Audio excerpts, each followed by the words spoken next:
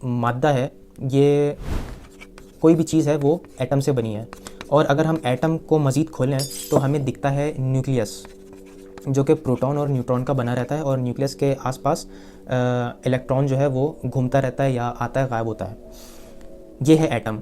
अगर हम इलेक्ट्रॉन को साइड में करें और एटम को देखें, न्यूक्लियस को देखें, तो इस न्यूक्लियस जो कि प्रोटॉन और न्यूट्रॉन का बना है, इस प्रोटॉन को अगर हम मज़ीद खोलेंगे तो हमें क्वार्क्स दिखने को मिलते हैं। ये फंडामेंटल पार्टिकल्स हैं।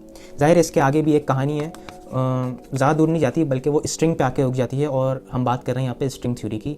लेकिन स्ट्रिंग थ्योरी समझाने का भी वक्त नहीं है, ये किसी दूसरी वीडियो में। तो हम यहाँ पे क्वार्क्स पे रहते हैं। तो क्वार्क्स फंडामेंटल पार्टिकल्स ये वजूद में आते हैं, यानी कि एंटी क्वार्क और नॉर्मल क्वार्क ये वजूद में आते हैं।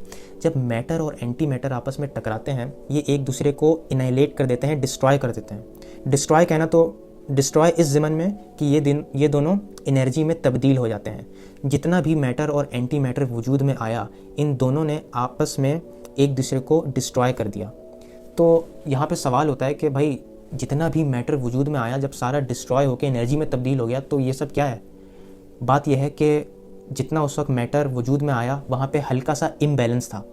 यानी कि 1 बिलियन की तादाद में अगर मैटर मौजूद है तो उसमें एक आँख ज़्यादा हो गया और एक आँख कम हो गया। जब एक मैटर को उसका पार्टनर नहीं मिला तो ज़ाहिर वो डिस्ट्रॉय नहीं हो सका। तो इस नतीजे में जो थोड़ा सा मैटर बच गया, उसी मैटर से ये सारी कायनात मैं और आप बने हैं।